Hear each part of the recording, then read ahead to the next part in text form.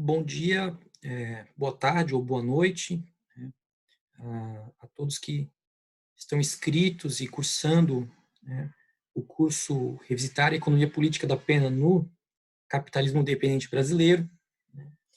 Eu sou o professor Eduardo Granzotto Mello, sou atualmente professor de processo penal na Faculdade Guilherme Guimbala, que é situada em Joinville, Santa Catarina, né, e tenho a formação aí de graduação e também um mestrado em Direito pela Universidade Federal de Santa Catarina. Ah, Começar aqui, primeiramente, agradecendo, né, a organização do curso, né, principalmente na figura das professoras Carla e Nayara, mas também a todos os colegas envolvidos, professora Gabriela, professor Marco e também o professor Felipe, né, que aí tenta reunir um conjunto que vem sendo, né, desenvolvido de pesquisas que focam na realidade brasileira, tentam explicar, né, a transformação do sistema penal brasileiro com base na economia política da pena, né? Então, nós já estamos na segunda etapa desse curso. Vocês já tiveram a oportunidade de estudar os fundamentos da economia política da pena, e essa etapa segunda é mais temática, e a tarefa que eu tenho aqui é desenvolver uma reflexão aqui sobre a transformação do sistema penal na época dos governos petistas, né? Então, grande encarceramento nos governos federais petistas. Essa tarefa eu vou dividir com a professora Carla, né? A professora Carla desenvolveu e apresentou recentemente a tese de doutorado dela nesse tema, e eu também desenvolvi esse tema na dissertação de mestrado, né, que defendi em 2015. E basicamente o que eu vou trazer aqui é o resultado daquela pesquisa.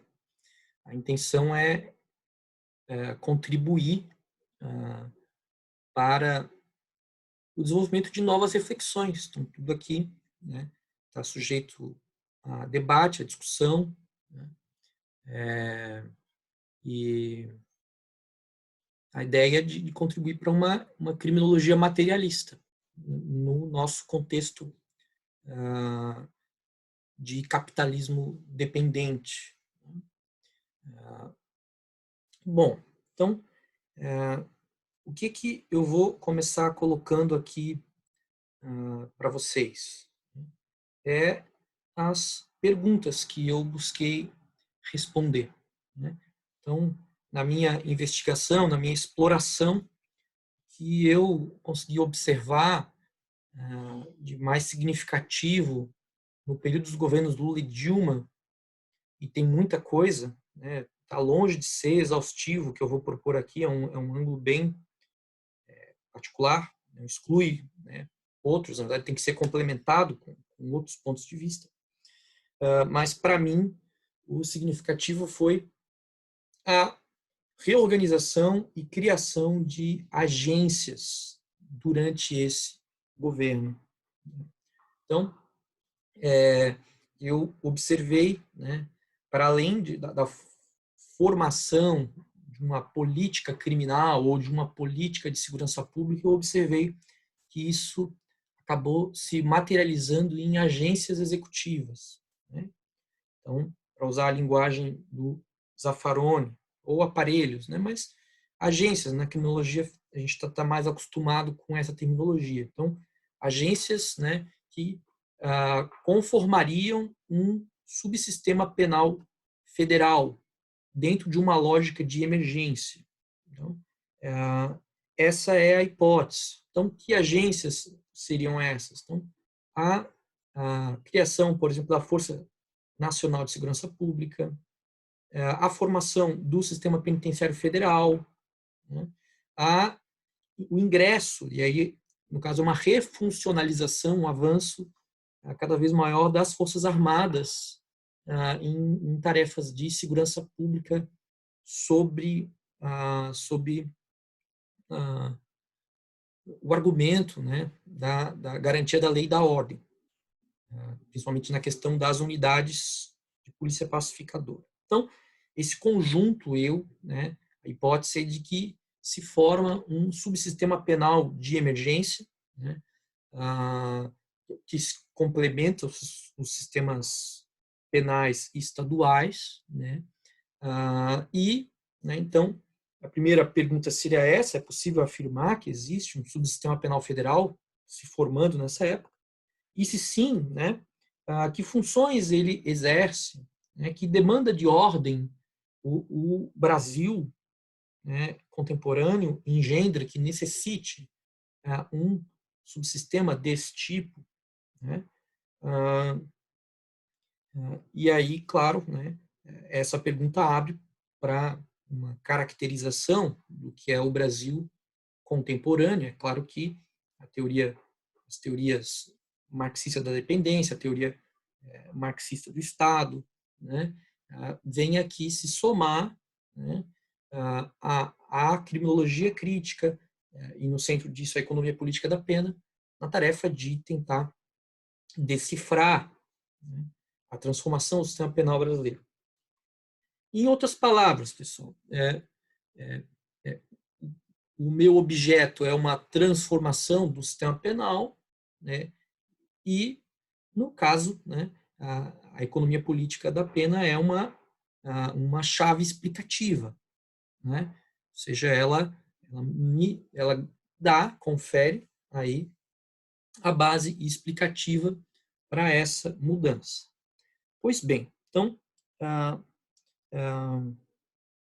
basicamente, né, a hipótese é que o capitalismo dependente brasileiro, né, que pode ser caracterizado, né, como um subimperialismo dependente, na medida que o Brasil conseguiu avançar para uma certa etapa de industrialização, né, então ele, no sistema mundial capitalista, ocupa uma posição, ou chegou a ocupar uma posição intermediária, isso tudo está em xeque hoje, né?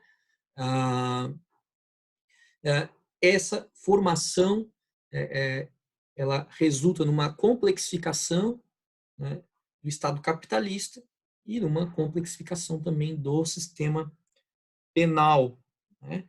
Isso num marco de uma sociedade que ao mesmo tempo que se industrializa, isso aparece no discurso como desenvolvimento, mas ela não resolve os problemas fundamentais do capitalismo dependente, em especial a superexploração do trabalho e a marginalização, né, estrutural. Então, a gente tem um sistema reforçado, né? Bom, né, aí, claro, né, a gente seguindo a criminologia crítica, na ideia de que a gente tem um paradigma da reação social, é claro que não se trata de um reforço do sistema penal para responder a uma criminalidade gigantesca, enorme, perigosa, violenta, mas, na verdade, essa, esse próprio movimento, ele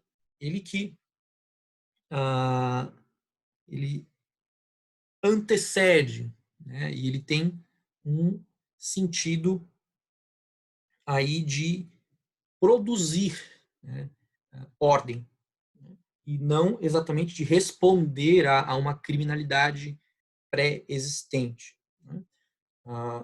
Bom, eu vou, é evidente, poder desenvolver isso ao longo do raciocínio que eu vou desenvolver aqui, né? Então, basicamente, né, eu dividi a minha pesquisa em três grandes momentos, né? Então, no primeiro momento, eu tentei caracterizar a criminologia crítica, né, materialista latino-americana, né? E aí faço algo que a maior parte das dissertações da criminologia crítica faz, mas eu faço de maneira muito curta, né, que é tentar evidenciar a formação, né, demonstrar a formação da criminologia crítica, a maneira como as várias etapas, né, das teorias liberais, assim chamadas pelo Barata, vão deslegitimando a ideologia da defesa social e vão preparando o terreno para uma mudança de paradigma em criminologia. Né? E depois, claro, né, apresento os principais fundamentos da maneira como eu enxergo aqui da economia política da pena, para depois entrar, né, no segundo, né, momento desse primeira etapa, que é como é que isso aparece na criminologia latino-americana. Né? Depois eu passo a tentar desenvolver, um segundo momento, segunda etapa do trabalho, o que é o Brasil contemporâneo, né? Tanto do ponto de vista como formação social e econômica, então o ângulo estrutural, a questão do capitalismo dependente, e o ângulo político, que tipo de Estado nós temos aqui. Eu chamo de um Estado ampliado, né? Mas um Estado ampliado com democracia restrita, né? Recuperando aí a ideia de Estado de contra-insurgência que vocês encontram em textos, por exemplo, do Mauro Marini. Né? Ao fim, aí sim eu entro no objeto mesmo, que é a política de segurança dos governos Lula e Dilma, e, né, uma tentativa de explicação disso, né, a partir da economia política da pena. Enfim, né, basicamente, dentro de a questão de marco teórico, eu me situo na criminologia crítica marxista ou materialista, né? Os nomes, né, principais, eu destacaria aqui Dário Melossi e Alessandro Barata. Né?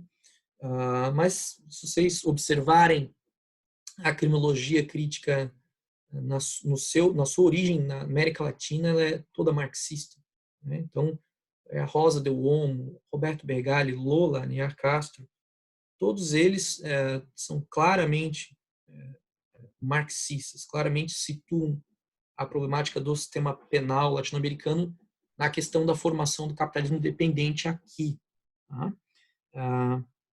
Então, eu busco somar ou unificar isso com uma leitura estrutural. Em relação à teoria da dependência, eu me situo junto com a teoria marxista da dependência, especialmente o Rui Mauro Marini, o principal autor que eu utilizei aqui. É evidente que isso não esgota, né? Você encontra o Teotônio dos Santos, Vânia Bambirra, até mesmo também, né, o Darcy Ribeiro, um grande autor.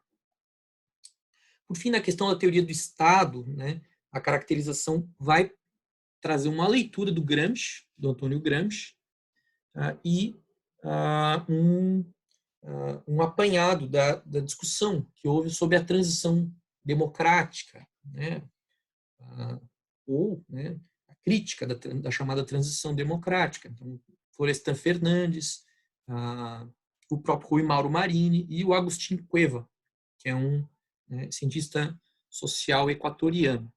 Enfim, né, esse é o cabedal teórico que eu trabalho. Então, vamos começar aqui com o primeiro momento. Né? Então, a criminologia crítica. Então, criminologia crítica, né, eu sei que a maior parte dos autores, né, trata como um movimento mais amplo. Né? O próprio Alessandro Barata vai trazer que a virada para a criminologia crítica se dá com a mudança paradigmática da introdução do enfoque do etiquetamento ou labeling approach. Porém, né, eu insisto que existe uma centralidade do marxismo, né, na chamada criminologia crítica. Né. Então, basicamente, né, o argumento do Alessandro Barata, é de que sucessivamente houve uma superação de tópicos, né, da ideologia da defesa social, ou seja, né, desde as teorias psicanalíticas, questionando a racionalidade, a legitimidade desse sistema punitivo, até as teorias lá ah, do funcionalismo, né, sociológico, de Durkheim ou de Merton, falando da normalidade do crime, questionando a questão do bem e do mal, né?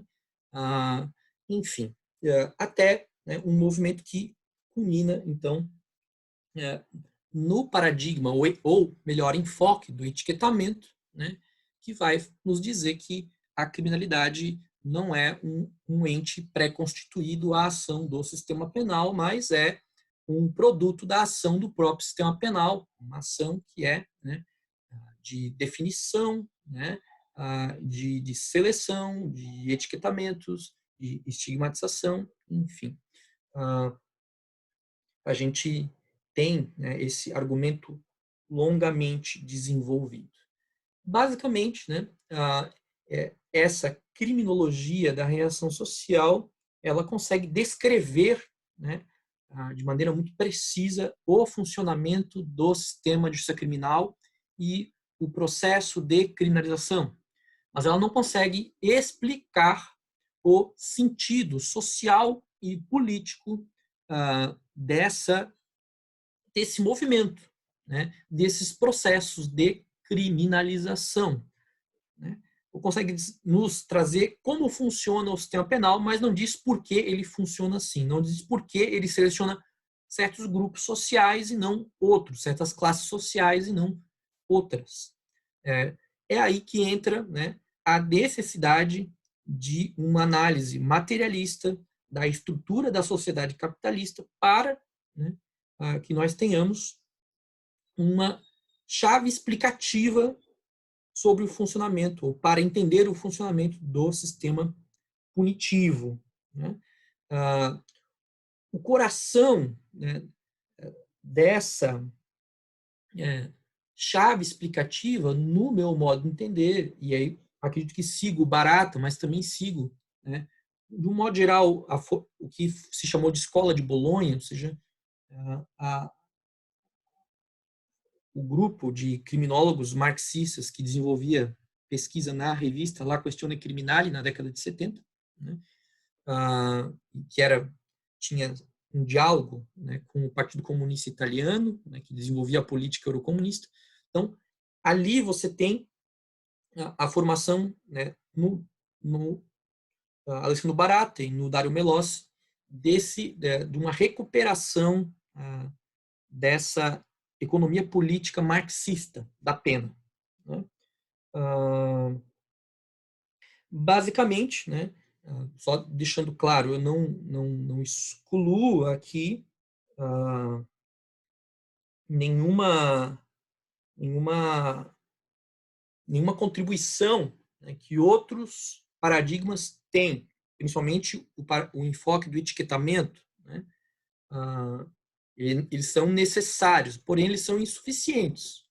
São insuficientes. Eles, né, nesse ponto, demarcação aqui, por exemplo, com o argumento do Eugênio Raul Zaffaroni, né, que diz que, em busca das penas perdidas, que não seria necessário exatamente o marxismo, né, para a formação da criminologia crítica. Dá uma contribuição, mas, né, não é necessário, bastaria a criminologia da reação social.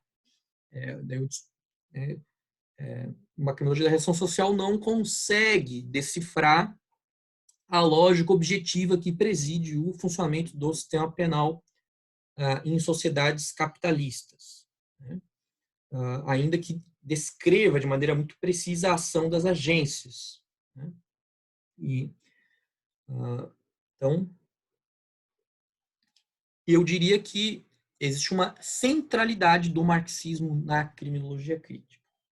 A partir do eixo, né, da análise materialista que a economia política da pena nos dá, você pode reinterpretar o peso de cada contribuição das demais escolas, né, criminológicas.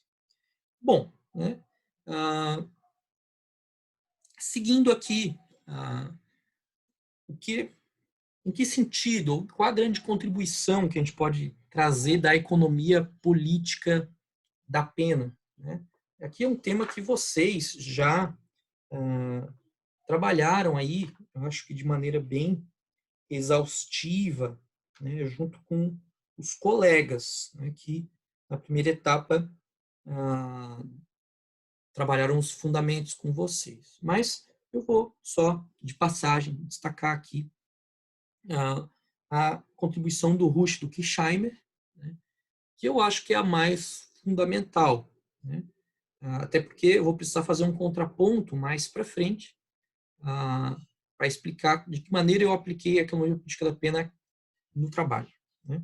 Então, basicamente, né, a economia política da pena contribui para a superação de um enfoque idealista, né, baseado nas funções declaradas, né, do sistema penal, ou seja, não buscar aquilo que o sistema diz de si mesmo, o que ele deveria buscar, a produção de segurança, né, a punição das condutas criminosas, aquele dupla conceitual martelada desde o iluminismo, né, de crimes e penas, né, mas buscar o que o sistema punitivo realmente faz, né? Então, a pena não é, uma resposta ao delito, uma resposta ao crime, né? Qual é a variável, né, principal na transformação dos sistemas penais, né?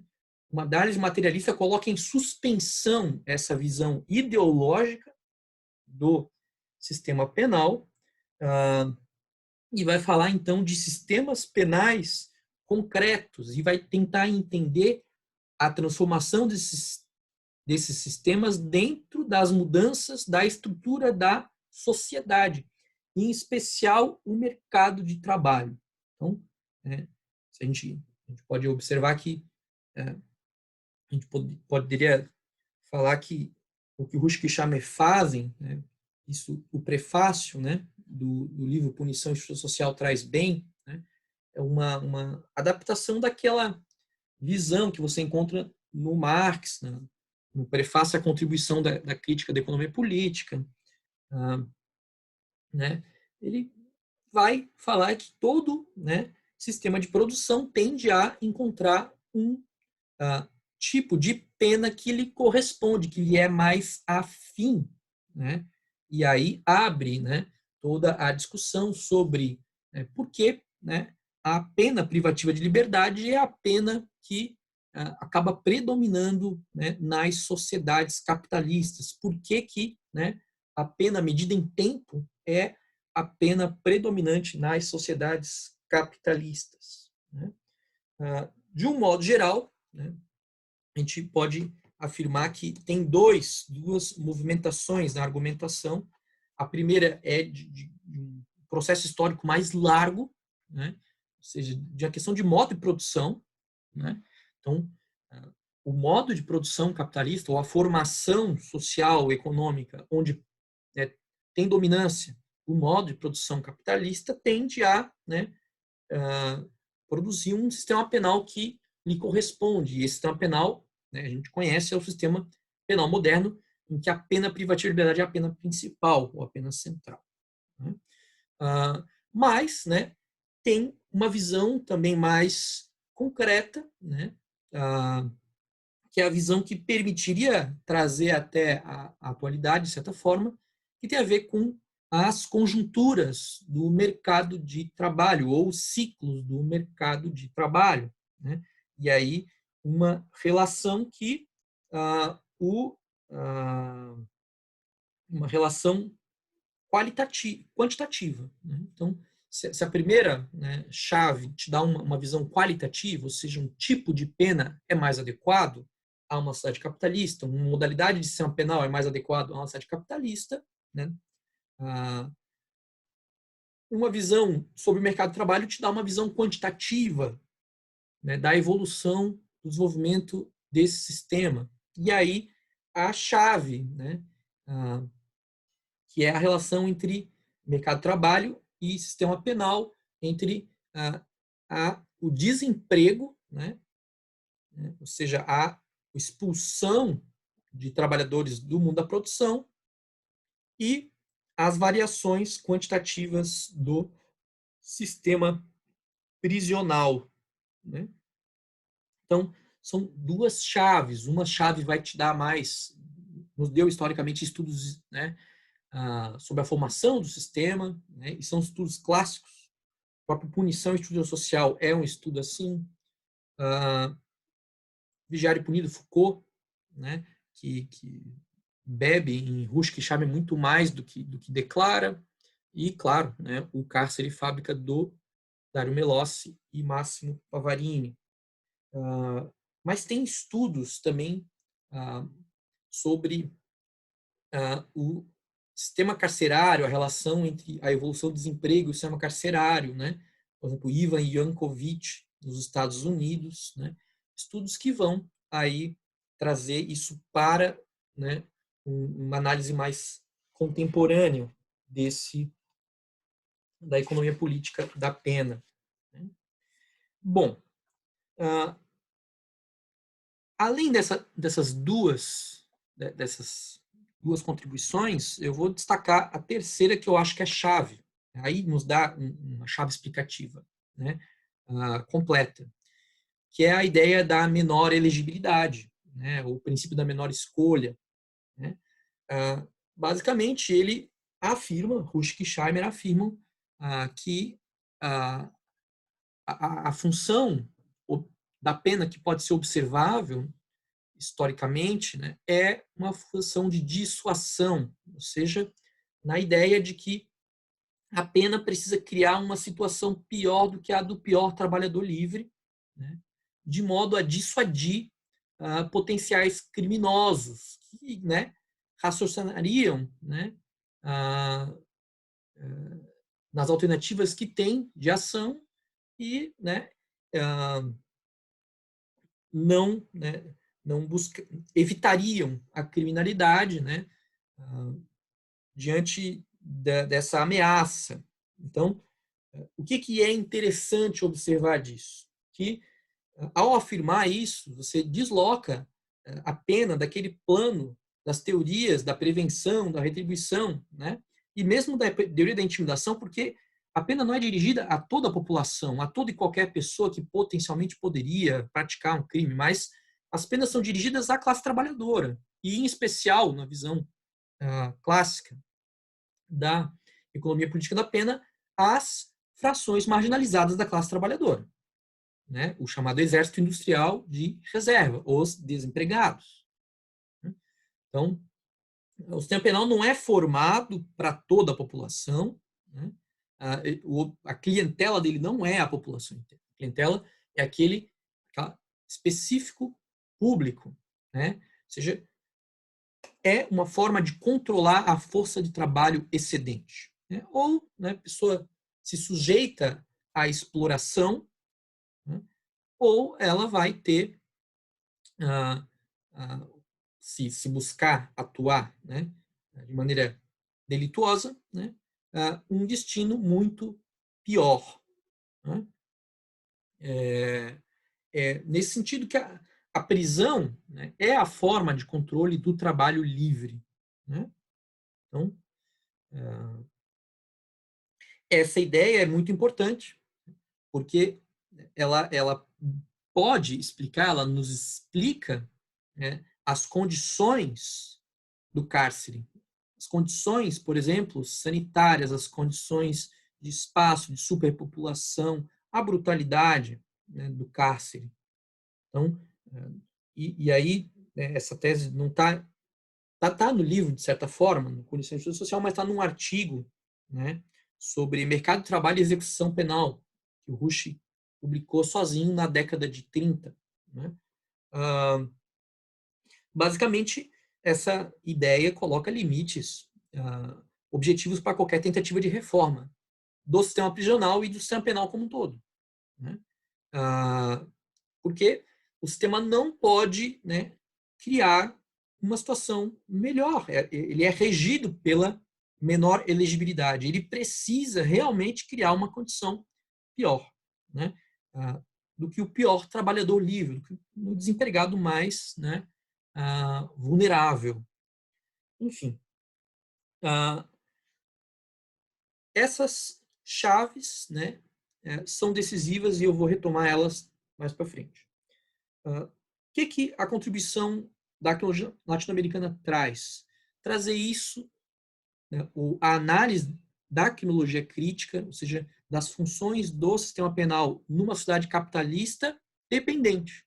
Então, vocês buscarem, né, tem uma obra do Bergali, que é Crítica à Criminologia, né, que traz, no final, um manifesto do Grupo Latino-Americano de Criminólogos Críticos. Ali está bem claro, né, o programa é a ideia de decifrar, né, o sistema penal no capitalismo dependente, né? Então está muito claro, né? Ou seja, em sociedades dependentes, sociedades sujeitas à ação do imperialismo.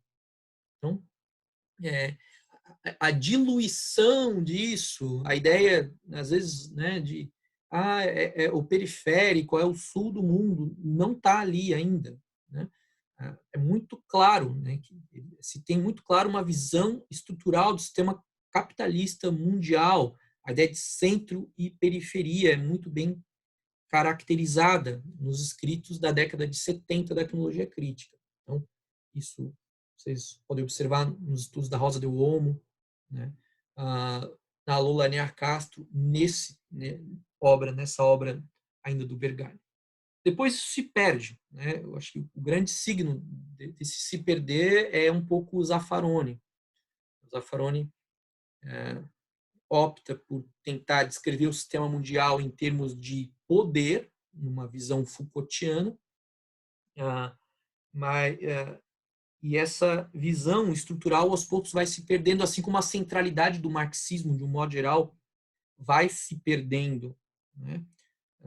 Isso ocorre na arqueologia crítica central também. O próprio Dario Melossi, né, tem um artigo na década de 80 que pergunta: está em crise a criminologia crítica? E ele vai falar das dificuldades de integrar, né, as contribuições do paradigma da reação social com uma visão materialista da estrutura social. Então, é um passo atrás, é um autor que parece dar um passo atrás nesse momento. Né? E, de um modo geral, a gente pode observar que a criminologia materialista dá uma parada ou uma estagnada. Né? Isso que ocorre hoje no Brasil, por exemplo, esse curso é uma tentativa de retomar. Né? Mas, de um modo geral, existe. Né? Se vocês buscarem, a partir do final da década de 80, um tema sobre a crise do marxismo ou a crise das grandes teorias, a introdução do pós-modernismo, o privilegiamento dos pontos de vista, dos pequenos relatos, uma tentativa de apagar uma visão macroestrutural, né? E a arqueologia, a crítica vai passar momentos aí de dificuldade, né? Enfim. Mas a ideia toda é tentar retomar esses fios perdidos. Né? Se a arqueologia crítica latino-americana se dividiu na década de 80 e, em boa medida, perdeu esse sentido, né? Eu afirmo aqui, os colegas certamente afirmam que é possível retomar esses fios da história, né? Retomar o fio da história para reconstituir a análise materialista. Enfim, agora, né, eu vou comentar um pouco sobre a visão que eu entendo do Brasil na época dos governos Lula e Dilma. Tá? Então, eu coloco aqui como o Brasil contemporâneo para além da ideologia do petucanismo. Né? Então, basicamente, né, eu relativizo bastante, né, os argumentos que diferenciam, né, os governos petistas dos governos, né, tucanos. Não estou sozinho nisso, né? Na verdade, eu sigo, né, outros autores. Então, desde uma chave, né, do texto lá do Francisco de Oliveira, o Ornitorrinco, né, lançado no primeiro governo Lula ainda, foi lançado em 2003 esse texto, e ele observava como os governos petistas, no ângulo do programa, abriram mão das transformações estruturais, das grandes reformas estruturais, e passaram a deixar os pilares, né, do capitalismo dependente intactos, né? Em grande medida, mantendo, inclusive, os fundamentos da política econômica que vem lá da época dos governos de Fernando Henrique Cardoso, basicamente o plano real. Então, né, a política macroeconômica, a hegemonia do capital financeiro, e isso tudo, né, complementado por políticas públicas, né, de transferência de renda, que, por importantes que sejam, na resposta à situação de vulnerabilidade, de miserabilidade, não tocam, né, os fundamentos estruturais do capitalismo, tal como constituído no Brasil. Da mesma forma, a, a transformação do sistema político, a ideia de uma democratização mais radical, não ocorre, né? Então, a ideia do petucanismo, né, quem formula é o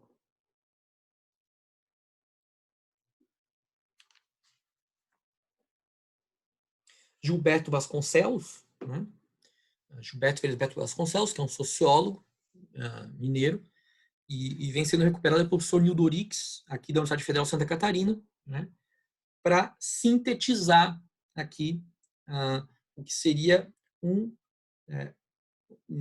pacto hegemônico, né, que aparentemente se dividia em duas grandes, né, forças opostas, né, tucanos e petistas, mas que concordavam no fundamental do que os pilares, né, da, da manutenção do capitalismo dependente brasileiro na etapa, a gente pode dizer, uma etapa rentística, uma etapa, né, em que você tem, né, o capital financeiro hegemonizado, e isso se traduziu historicamente no chamado Plano Real. Ideologicamente, né, eu diria que esse petucanismo, né, essa junção de petistas tucanos, ele assenta em dois mitos, né? E esses mitos, de certa forma, são mitos da cultura política hegemônica a partir da transição democrática, né, ou chamada transição à democracia, a saída da ditadura militar. Então, é o mito do desenvolvimento e o mito da democratização.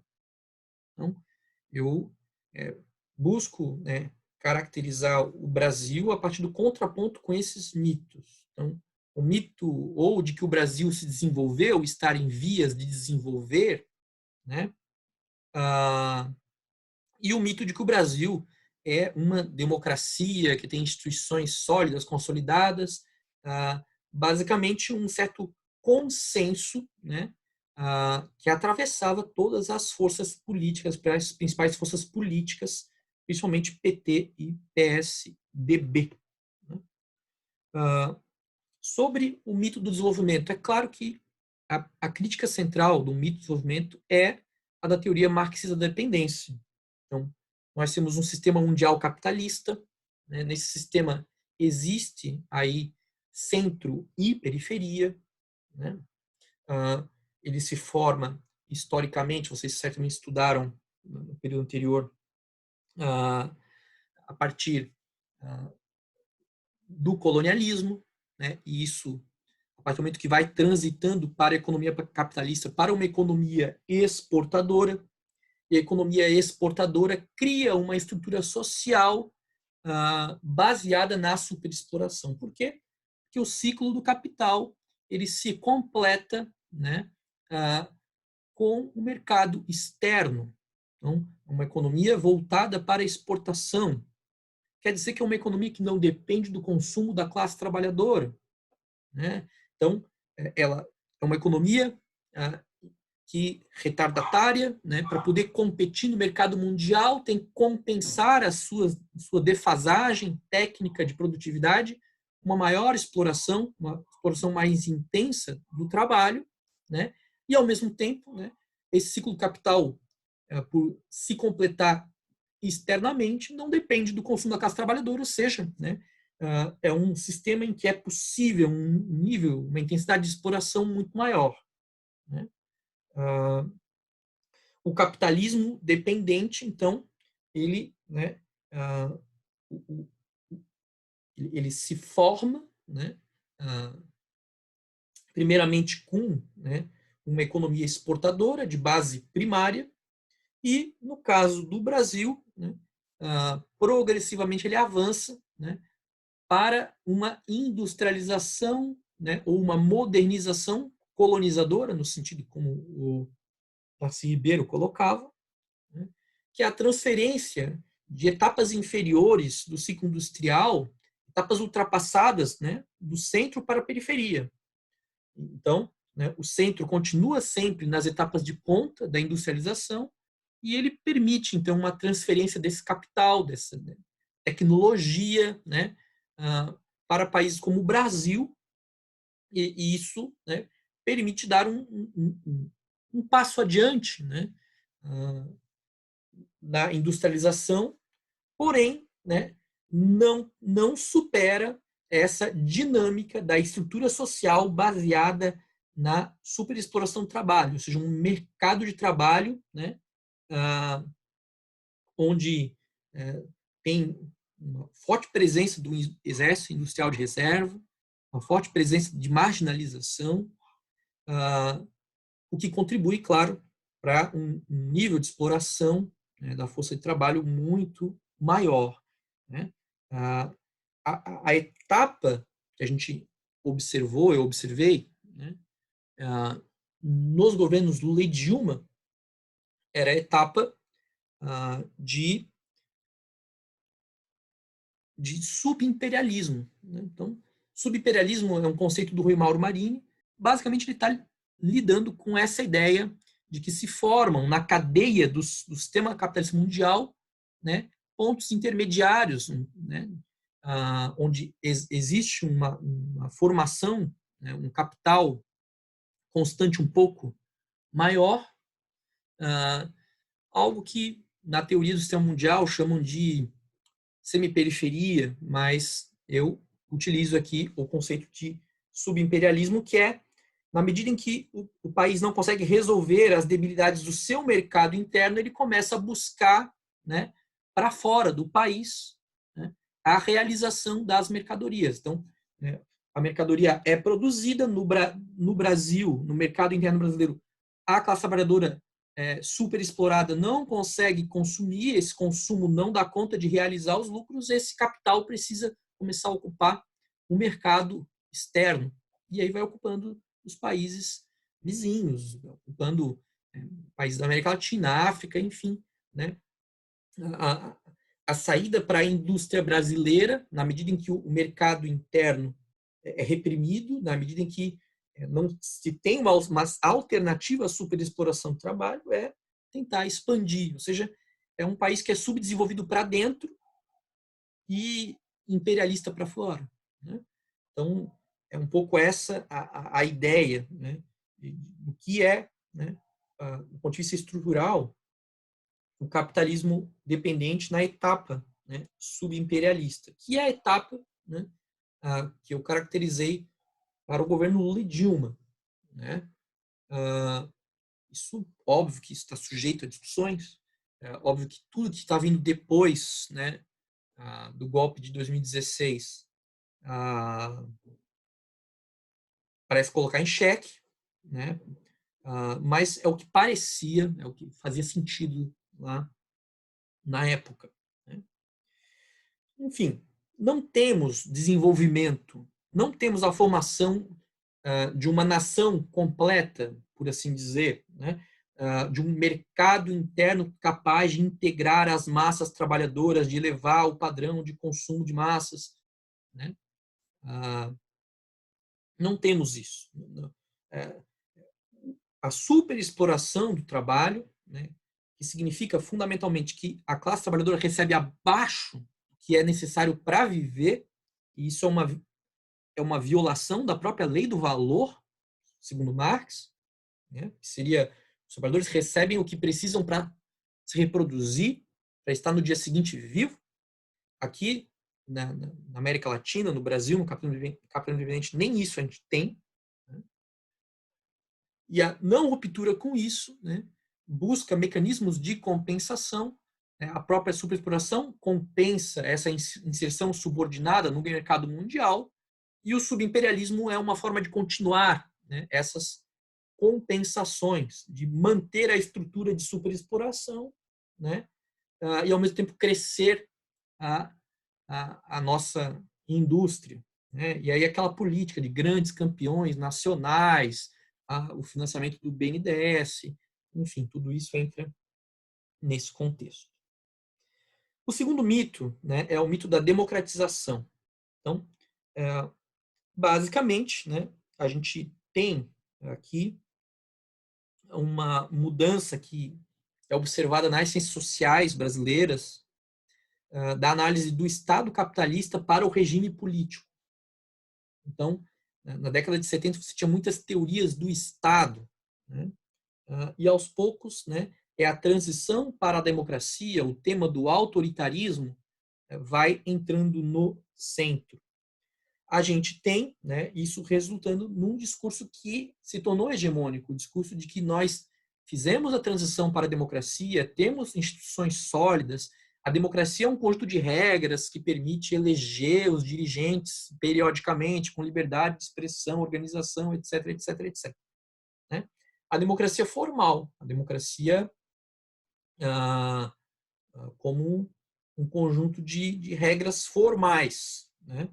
Que é o conceito liberal de democracia. Então,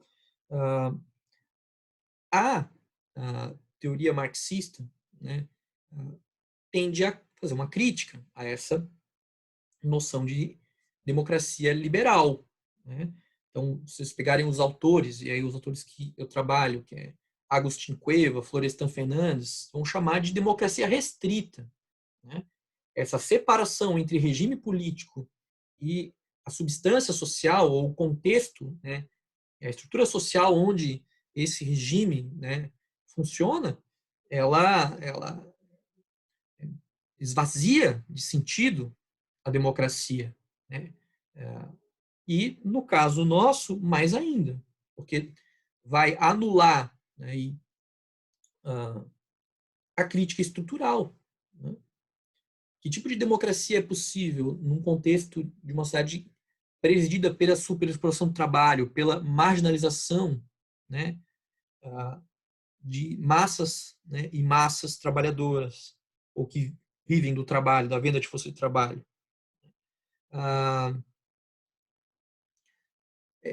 Caracterizar uma sociedade como o Brasil como democracia, né, é necessariamente, né, fechar os olhos, né, separar a política da economia, separar, né, a política da estrutura social. Enfim, mais ainda, né, é equivocado dentro da própria análise das instituições brasileiras. Né? Então, a transição para a democracia é um mito. Né? Por quê? Porque não se desmontou, né, as estruturas do Estado de Segurança Nacional, ou, se a gente quiser, o Estado de Contra-Insurgência, que era o Estado ditatorial. Né? As estruturas das Forças Armadas, as estruturas da segurança pública, ou seja, tudo aquilo que a visão clássica da teoria do Estado marxista, né, os aparatos burocráticos repressivos foram intocados. Né? Tanto que a gente poderia afirmar, né, isso se tornou bem atual até, né, ultimamente, porque está mais explícito, a partir do governo Bolsonaro, e isso também já desde a época lá do impeachment da Dilma, você vê os militares assumindo discursivamente um papel de tutela, né? E isso estava muito claro na transição. A formação de um Estado de 4 poderes. Era assim que o Rui Mauro Marini falava. Nós transitamos de um Estado de contra-insurgência explícito para um Estado de 4 poderes, né? Onde, né, diante da crise da acumulação capitalista, da gestão da acumulação capitalista pelos militares na década de 80, eles se retiram, se preservam, mas assumem ainda esse, né, papel de um quarto poder ou uma espécie de poder moderador, né? E isso esteve presente, né, na transição, e agora volta, né? Volta porque nós vemos num período em que a ideologia ou esse consenso da democratização ele se desfez, né? Então esses dois mitos estão se desfazendo, né, hoje, tanto o mito do desenvolvimento quanto o mito da democratização, né? E o que a gente está vendo por enquanto é a expressão crua do poder, né, burguês no Brasil, né? E é evidente que perder as ilusões é um passo necessário, mas isso pode ter um sentido reacionário também, né? E parece que nós estamos experimentando, né, isso no momento, né? Precisamos perder as ilusões em nome de um projeto, né, de emancipação, né, e não, né, de afirmação do exercício cru dos poderes econômico, político, né, militar, que é o que estamos aí enfrentando hoje.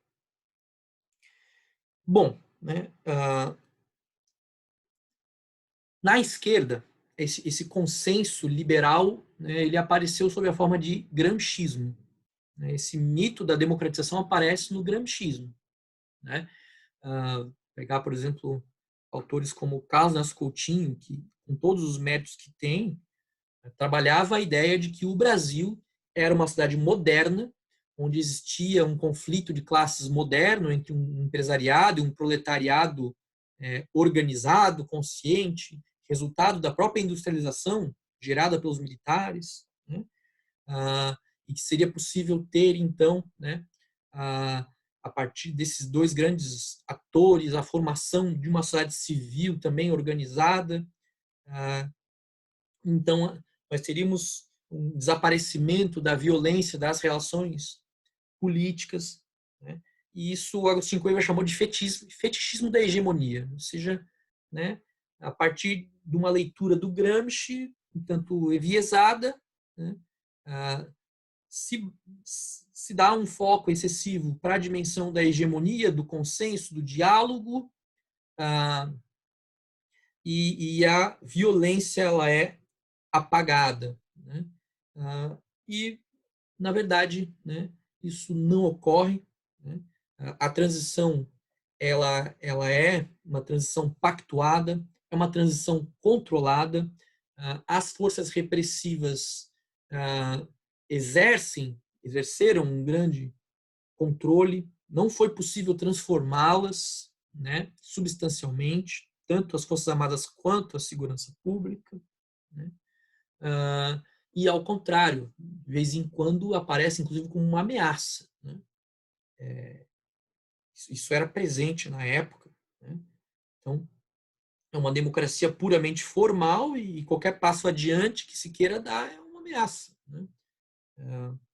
Então, essa é a crítica que, se vocês buscarem, né, o texto sobre o fetichismo da hegemonia, do Agostinho Cueva, texto sobre a Nova República, né, do Florestan Fernandes, né, e a luta pela democracia, do Rui Mauro Marini, são 3 textos que resumem isso.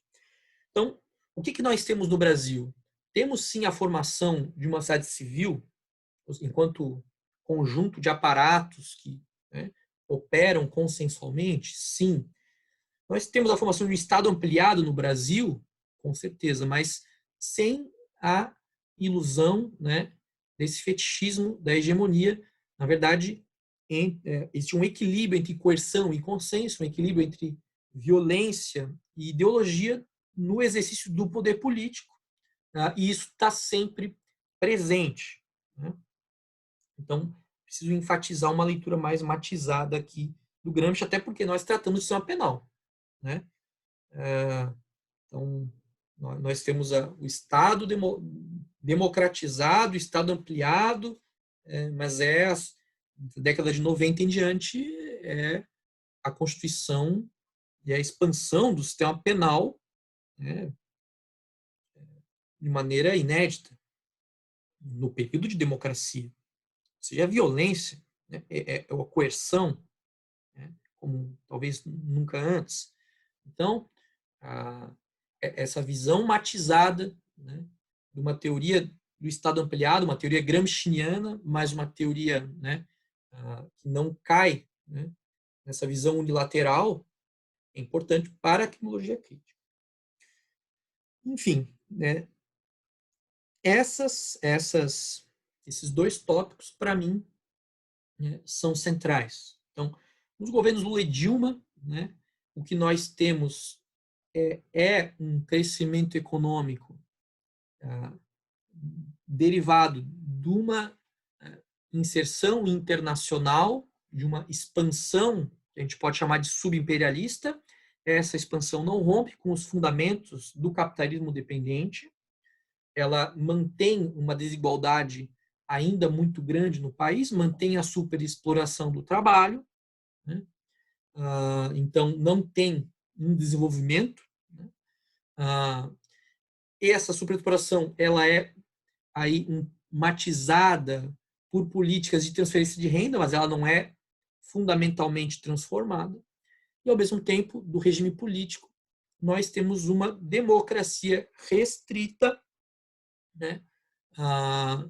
Uma democracia que não consegue operar as transformações fundamentais, né? Enfim, e aí a gente pode agora entrar no ponto 3, que é as transformações do sistema penal. E é o nosso objeto mesmo. Olha,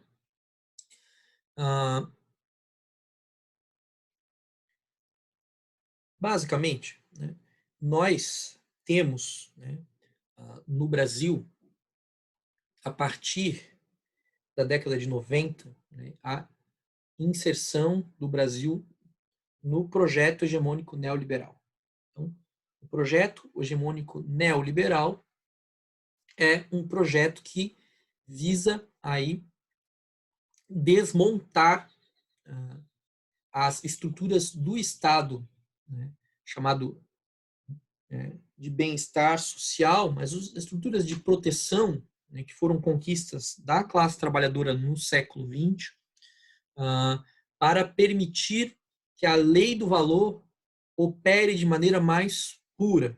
Então, isso visa desconstituir desde as estruturas protetivas da classe trabalhadora né, até a chamada intervenção do Estado no ciclo econômico. Então, né, nós temos esse movimento, né, que no Brasil, né, ingressa com o governo Collor, né, ou seja, imediatamente após a Constituição de 88 ser promulgada, com um projeto nacional que é um projeto social-democrata, um projeto, né, generoso, você tem, né, o ingresso do país nesse programa, e esse programa segue ininterrupto, mas com matizações, né? Esse programa, né, neoliberal, esse projeto hegemônico neoliberal, a arqueologia crítica e também a sociologia sociais têm mostrado que ele acompanha, né, nos países centrais e também na periferia, uma expansão do controle penal. Então, essa expansão, né, para seguir uma descrição que a professora Vera Andrade traz, é uma expansão quantitativa, ou seja, número de pessoas controladas, punidas, é, cresce enormemente. Né? Uma expansão qualitativa, ou seja, novas formas de controle, né? Novas, isso, desde as reformas processuais penais, lei de juizados especiais, cautelares alternativas. Então, o controle vai se multiplicando nas formas, né? Ao mesmo tempo que o encarceramento cresce enormemente, além de, né, uma expansão do controle informal, pega linchamentos, pega formação de milícias, grupos de extermínio e minimização de garantias, né? Então, é um movimento, né, de expansão em todas as direções desse controle ou desse sistema penal. No centro disso tem a criminalização da pobreza. Então, simbolicamente, nós temos uma expansão para todas as direções, tem um discurso de criminalização de condutas lesivas a direitos humanos, condutas lesivas à questão do meio ambiente, né? A violência contra a mulher, ao racismo. Ao mesmo tempo, um discurso de punição, né, da classe economicamente dominante, ou seja, dos crimes econômicos e políticos. Né? Mas isso é fundamentalmente simbólico, né? Instrumentalmente, ou seja, efetivamente, o que nós temos é ainda, e óbvio, nós estamos aqui num curso de economia política da pena, é óbvio, né? A criminalização da pobreza, ou seja, o alvo do sistema penal segue sendo o mesmo, e o resultado disso, né, numa sociedade que desconstrói aí as proteções ao trabalho, visa instaurar uma competição generalizada, né, visa provocar, inclusive, de maneira, né, deliberada, desemprego, para poder ter mais competição, você tem, né, o encarceramento massivo, né, presente em todas as sociedades que ingressaram nesse programa neoliberal. Basicamente, né, autores que trataram disso, o Luc Facan, né, é o principal autor, né, para discutir França e Estados Unidos, principalmente. No Brasil, tem muita literatura, mas a professora Vera Andrade tem textos muito importantes, né, a professora Vera Malaguti, né, enfim. Esse movimento, né, vai ter certas especificidades no Brasil, e eu, claro, estou falando de especificidades do governo petista. Né? Então, o que eu trago aqui como especificidades do Brasil, pessoal? Primeiro, né, no governo petista, né, depois de longos anos de um neoliberalismo que parecia um pouco mais puro, né, você tem uma recuperação do emprego, né, ali a partir de 2003, 2004, e uma etapa, né, de crescimento econômico. Então, nós poderíamos dizer, né, e aí tem debates, né, sobre o que foi o período Lula, ou um milagre do período Lula. Né? Vocês vão encontrar autores que trabalham com a ideia de pós-neoliberalismo. Né? Na tecnologia crítica, por exemplo, o Máximo Souza tenta caracterizar, né, o que aconteceu na América Latina com pós-neoliberalismo. Ou então outros vão chamar de desenvolvimentismo ou neodesenvolvimentismo. Já dá para entender que, pela análise que eu estou trazendo aqui, ainda que tenha, né, políticas de estímulo, né, a uma indústria nacional, ainda que tenha uma redução do desemprego, ainda que tenha políticas compensatórias como Bolsa Família, do ponto de vista estrutural, não existiram transformações substantivas. Né?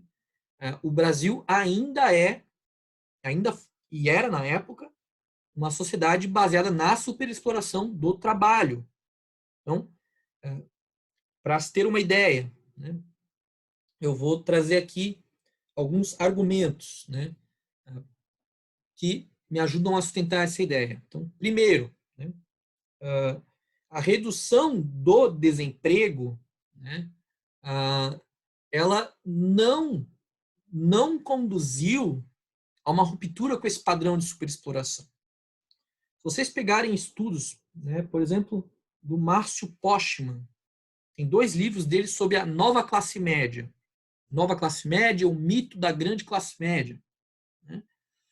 E ele vai mostrar, pessoal, que a expansão dos empregos ela aconteceu na base da pirâmide, ou seja, os empregos que foram destruídos na etapa neoliberal, né, com a desindustrialização que vem ocorrendo desde a época, né, da abertura econômica com Collor, FHC, e continua pelo Lula e continua até hoje, essa desindustrialização destrói empregos com melhor remuneração e, né, maior proteção e substitui por empregos, né, de menor remuneração, menor qualificação, menor proteção.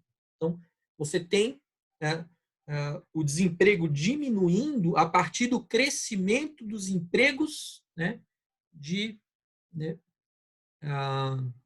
na base do que seria a pirâmide, né, social brasileira. Então, esse é um argumento, né, importante, porque significa que, olhando de perto, é possível você ter uma diminuição do desemprego e manutenção da superexploração. Né? Ou talvez até aumento. Né? Ou seja, o desemprego diminui, mas todos estão sujeitos a uma exploração maior. Então, esse é um argumento. Né? Isso aparece na sociologia do trabalho com a ideia de precarização. Está, né, cada vez mais presente. Né? É evidente que a gente teve no governo Lula uma diminuição da informalidade, um aumento do emprego com carteira assinada, né? E o período atual, né, parece ser de aumento da informalidade, de caminhar para estruturas de uberização, né? Mas do ângulo do que eu estou colocando aqui, né, a precarização do trabalho, na substância, é a superexploração.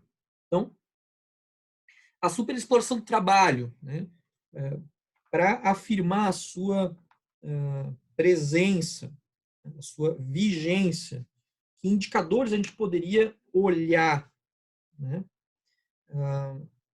Eu vou chamar a atenção aqui para 4 indicadores. Né? 4 indicadores que permitem a gente entender isso. O primeiro é a própria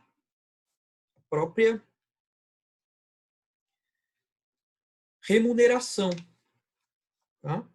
Se você comparar, né, o salário mínimo legal, né, o salário mínimo vigente no país com o salário mínimo constitucional necessário, né, a diferença, né, geralmente é calculado pelo IBGE, beira, né, os R$ 4.000, o que seria necessário para uma família de trabalhadores viver, enquanto o salário mal alcança R$ 1.000.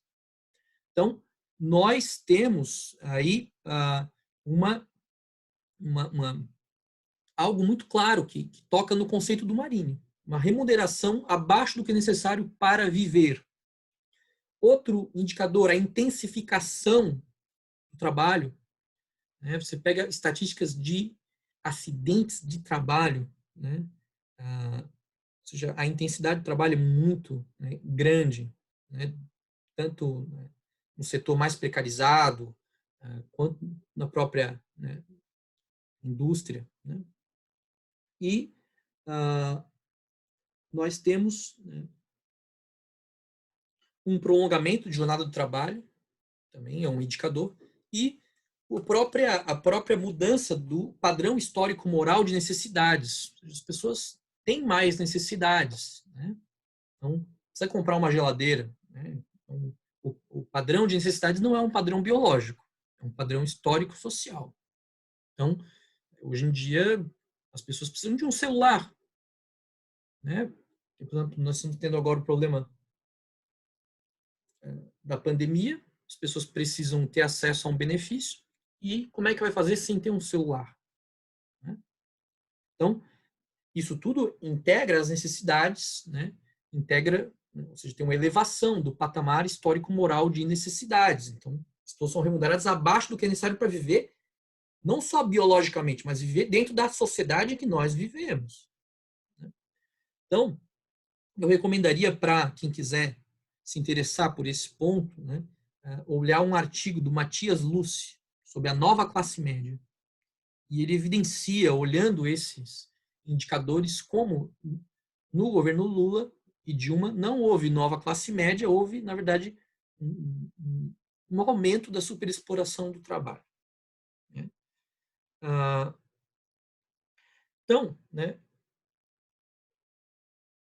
ainda que a gente tenha, né, essa diminuição do desemprego, nós temos uma superexploração permanente, ou até maior, né, se a gente observar dados de acidentes de trabalho, etc.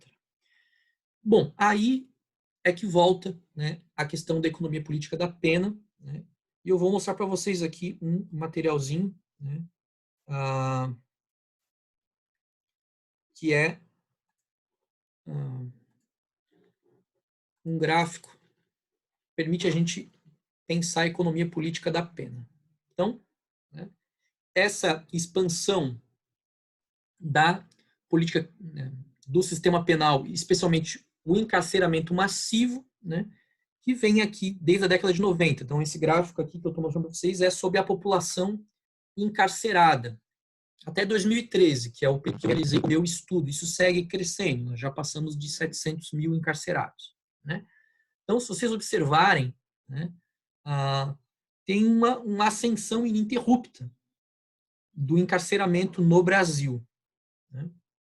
Nós temos um início aqui da nossa série histórica com 90 mil presos e alcançamos, em 2013, 574 mil presos.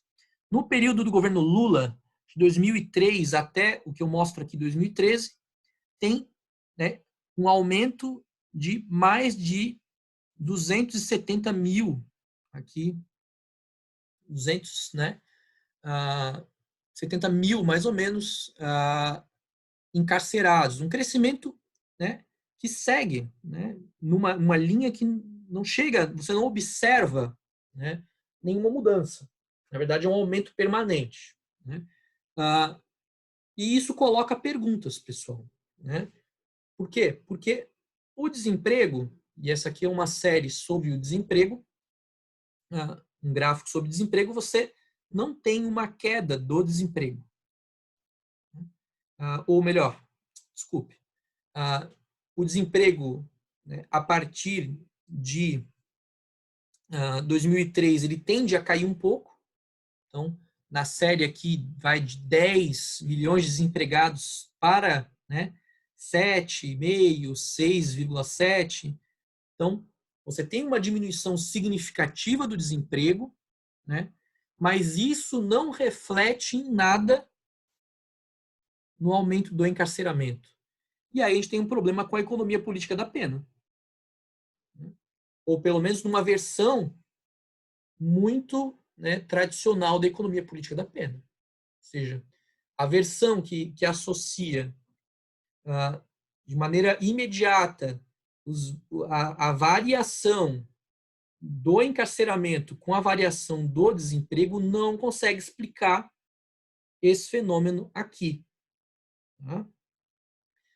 E isso, de certa forma, é, né, a visão, né, que vem lá do Rush, do Kirchheimer, que foi estudada no século XX por outros autores, nos Estados Unidos, os artigos da década de 70 do Ivan Yankovic, que observavam, né, o fenômeno de que os ciclos em que o desemprego aumenta, o encarceramento aumenta, os ciclos em que o desemprego diminui, o encarceramento diminui. Isso não ocorreu nos governos Lula e Dilma. E aí, né, é preciso repensar um outro modelo de economia política da pena. Qual o modelo que eu utilizei para tentar entender esse processo? Eu utilizei o modelo do Dario Melossi. Né? O modelo do Dario Melossi, pessoal, está num artigo chamado A Gazeta da Moralidade, Gazette of Morality, né? Que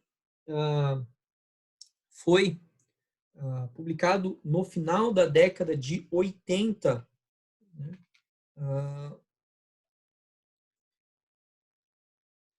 Numa revista americana, Social and Legal Studies, tem uma versão em espanhol na revista Delito e Sociedade.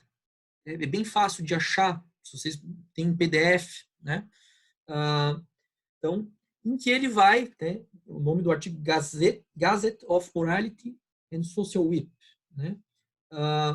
Em que ele vai tentar oferecer uma reinterpretação da economia política da pena a partir da ideia de hegemonia e de vocabulário moral, né, para tentar formular uma explicação para o período em que aconteceu um fenômeno parecido lá nos Estados Unidos, que é o período do governo Reagan, em que você tem a introdução do neoliberalismo e, ao mesmo tempo, um crescimento econômico e uma diminuição do desemprego e um encarceramento crescente. Ou seja, um período que tem similitudes estruturais com o que a gente está falando aqui. Então, é um período, no caso do governo Lula, em que existe uma retomada de crescimento econômico, existe uma diminuição do desemprego e, ao mesmo tempo, existe um aumento do encarceramento, uma intensificação do sistema penal. O que o Dario Melossi vai propor? Ele vai dizer o seguinte, olha, esse modelo, pessoal, que associa de maneira direta um indicador de desemprego com um indicador de encarceramento, ele é insuficiente, ele é mecanicista. Ele precisa ser substituído por um modelo que consiga identificar a cadeia discursiva que liga, né, as transformações na economia política com as transformações do sistema penal. Então, basicamente, ele vai propor a ideia, né, primeira, de deslocar a variável de análise do encarceramento, ou seja, do desemprego, do número de desempregados, para a demanda de performance da classe trabalhadora. Ou seja, ele está deslocando uma dimensão quantitativa, que é o desemprego, para uma dimensão qualitativa, ou seja, o quanto o ciclo econômico está demandando de performance da classe trabalhadora. E ele vai dizer que em períodos em que a demanda de performance da classe trabalhadora é maior, você vai ter uma maior ação do sistema penal que vai resultar em um maior encarceramento. E aí você, então, cria um outro modelo, né? Que está dentro da economia política da pena, né? Permite explicar, né, períodos em que, como esse, do governo Lula e Dilma, e assim como os períodos do governo Reagan nos Estados Unidos, em que você tem uma diminuição do desemprego e um aumento do encarceramento. O lado discursivo, essa cadeia discursiva, né, ele vai identificar a partir da ideia de vocabulário moral, é um conceito que vem do Charles Wright Mills, né, ou seja, as elites, a gente poderia com o Gramsci chamar de intelectuais orgânicos, passam a veicular temáticas, né, vinculadas a um controle maior, né, a uma austeridade maior, né, por isso que ele chama de Gazeta da Moralidade, ou seja, né, um neoconservadorismo, né, uma visão mais conservadora de lei e ordem vai sendo veiculado pelas elites e, né, pelos gestores do sistema penal em períodos em que é necessário uma maior demanda de performance da classe trabalhadora. E, né, isso tende né, a gerar, né, um processo intensificado de criminalização. Então, é um modelo que não tem mecanicismo. Essa ideia de vocabulários punitivos ele vai conectar com a ideia de hegemonia do Gramsci, ou seja, esse terreno, né, consensual, né, essa capacidade de dirigir a sociedade por meio das ideias, por meio do consenso, ou seja, o que ele chama de elites, a gente pode chamar aqui de um bloco, né, hegemônico, começa a veicular motivos, temas, né, conservadores de lei e ordem que vão aí resultar, né, numa maior criminalização. Essa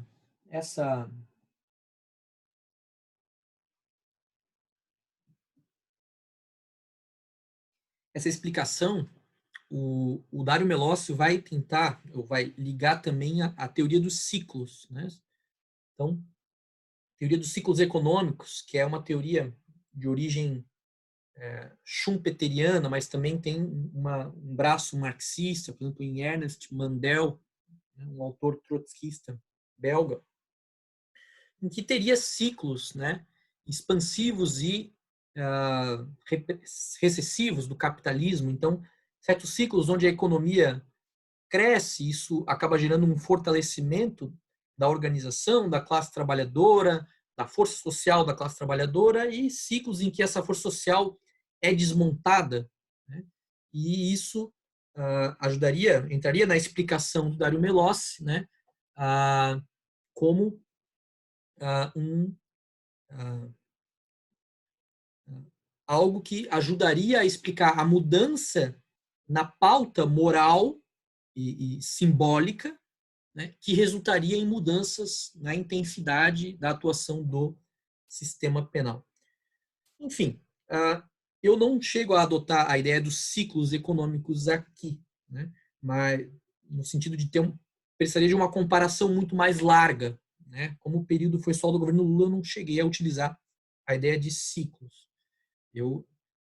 O que eu realmente proponho é, né, a chave da relação entre a demanda de performance da classe trabalhadora, que é crescente num momento de crescimento acelerado da economia, e aumento na atuação do sistema penal, que resulta em, né, um maior encarceramento. E aí, para fechar, essa teoria do Melossi permite afirmar aqui outra inovação em relação a economia política da pena clássica, né? Que é a ideia, né, de que o público, né, o verdadeiro alvo do sistema penal é a fração mais marginalizada da classe trabalhadora. E aí a questão é a seguinte, né? Nesse ângulo de que o que se busca, né, a menor elegibilidade se dirige não só a dissuadir os marginalizados da conduta criminosa ou forçá-los ao trabalho, mas também simbolicamente constranger a classe trabalhadora integrada no mercado de trabalho a trabalhar mais. Então, é uma função dúplice. Do ponto de vista instrumental, efetivo, o alvo do sistema penal são os marginalizados, é o exército judicial de reserva, é os desempregados. Mas do ponto de vista simbólico, e é isso que está colocado quando eu falo de demanda de performance, é toda a classe trabalhadora. Toda a classe trabalhadora integrada, né, ela é alvo dessa, né, ação do sistema penal. E isso é interessante porque permite, né, reintegrar, numa visão marxista, uma função simbólica da pena. Se vocês observarem, né, isso, a visão simbólica, a pena como integração, produção de consenso, ela historicamente é desenvolvida fora do marxismo, né? Desde Durkheim até uma espécie de neo-Durkheim, que é o David Garland, né? Então, então, em outras palavras, é possível, a partir de uma renovação da economia política da pena, também oferecer uma resposta marxista para essa função simbólica da pena, né? E não, né, não precisar, então, abandonar, né, ou fazer uma teoria que parece muito mais uma reformulação do Durkheim, né, ou algo mais eclético, que é o caso, né, do Louis Facan. O Facan é claramente eclético, né, ele fala de uma teoria que combina Durkheim né, com Marx. E aqui não, aqui nós temos com o Dário Melossi uma possibilidade de, né, a partir do conceito de hegemonia, trazendo o conceito de vocabulários punitivos do Charles Wright Mills, algo que tem uma pegada mais materialista. Enfim, basicamente, né, a especificidade da economia política da pena no período do governo Lula de Dilma é que no período em que existe uma retomada do crescimento econômico e mesmo uma diminuição do desemprego, essa diminuição do desemprego cria empregos mais precarizados, mais explorados, uma intensidade maior de exploração sobre a classe trabalhadora como um todo, e essa demanda é que vai aí refletir no aumento do encarceramento, e a gente poderia extrapolar também no aumento das demais formas de controle, né, porque também os controles a céu aberto, os controles também crescem, né, e não exatamente a taxa de desemprego. Tá? Enfim, eu diria que é uma explicação, né, limitada para um determinado período, bem recortado, e eu só consigo afirmar isso até 2013.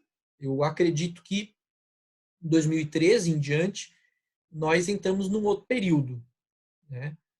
E não tem como discutir, né, esse tópico, né?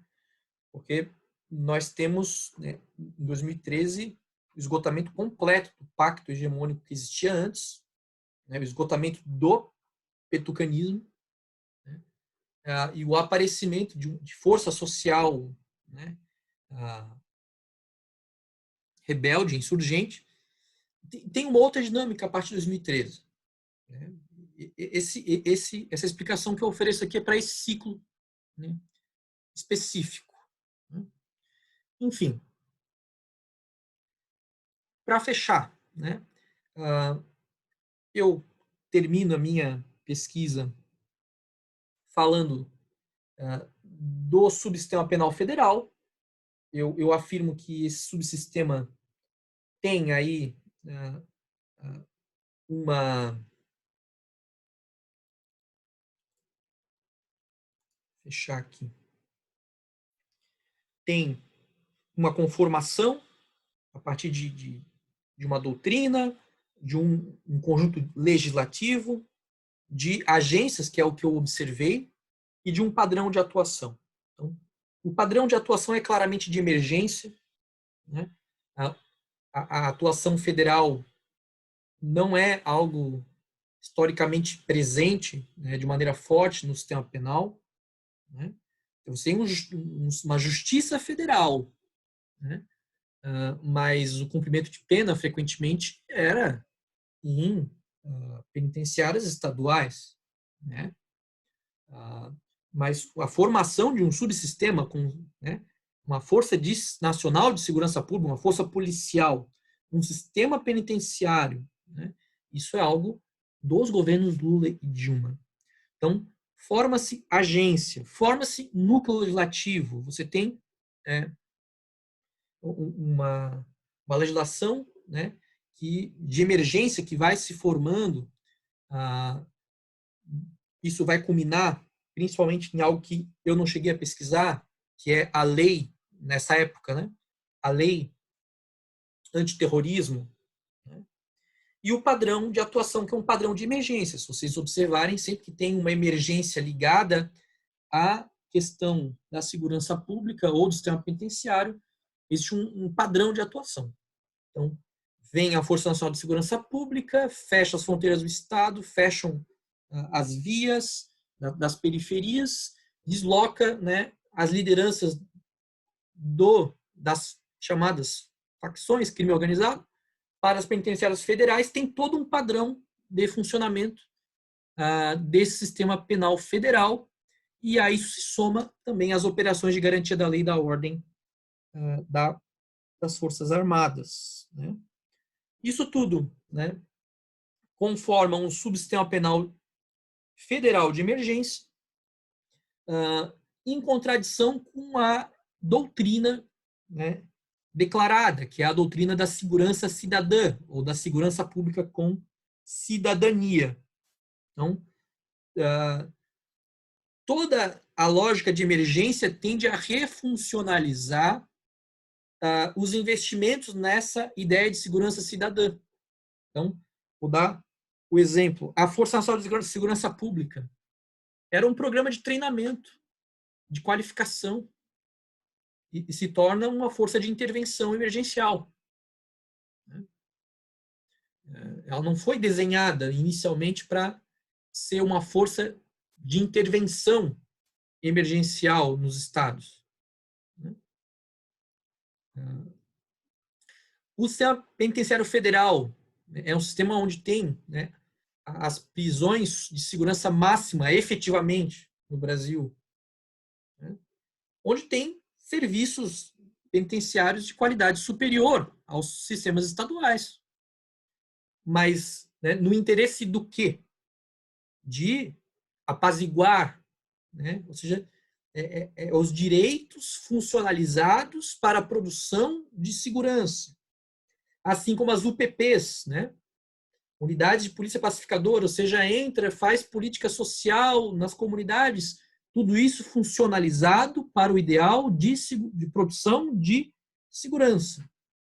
Então, a gente vê a ideia de produção de ordem, produção de segurança, sobrepujando e prevalecendo dentro da ideologia na prática, em relação à ideologia de segurança cidadã ou de participação cidadã na produção de segurança.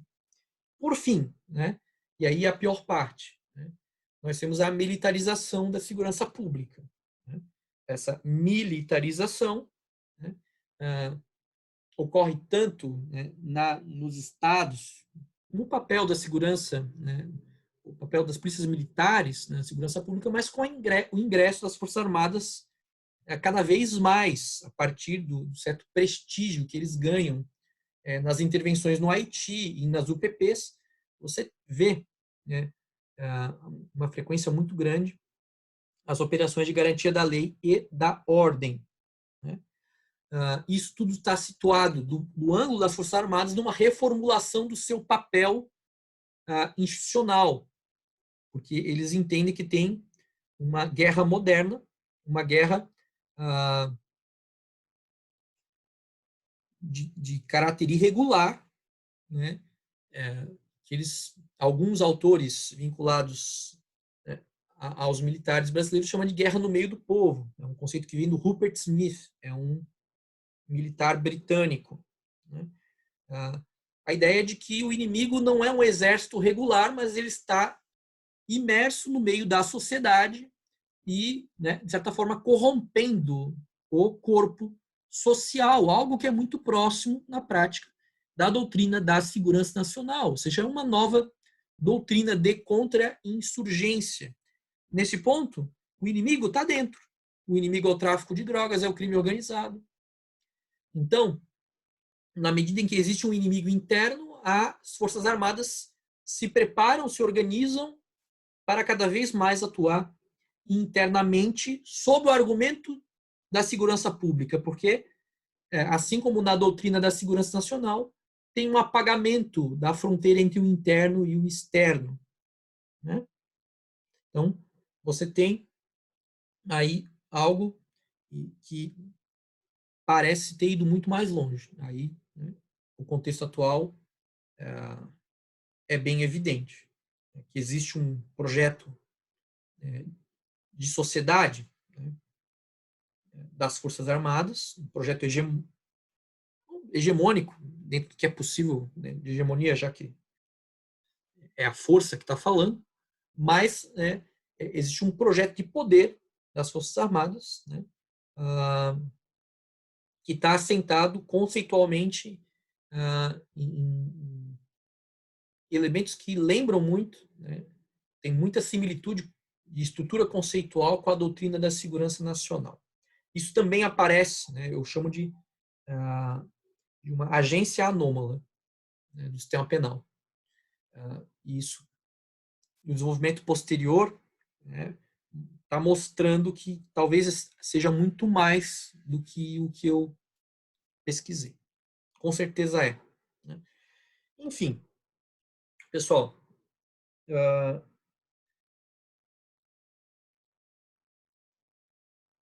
falei demais, acredito. Eu vou tentar resumir aqui as conclusões. Né? Nos períodos do governo Lula e Dilma, não existe uma ruptura com o subdesenvolvimento e com a dependência. Mantém-se uma sociedade estruturada a partir da superexploração do trabalho, ainda que tenha, né, certas políticas, né, de estímulo à indústria nacional, de compensações e transferência de renda, redução da miséria, mas a estrutura social das relações de classe no Brasil não são fundamentalmente alteradas, o que leva à caracterização desse período como um petucanismo. Né? E o petucanismo penal, né, substancialmente é a continuidade da expansão do sistema penal brasileiro e, na dimensão federal, a formação de um subsistema penal federal. Né? O encarceramento ele cresce ininterruptamente, ainda que nós tenhamos indicadores de desemprego, né, que diminuem. Né? Esse fenômeno precisou, né, ou precisa ser explicado de maneira mais atenta por um refinamento conceitual da economia política da pena.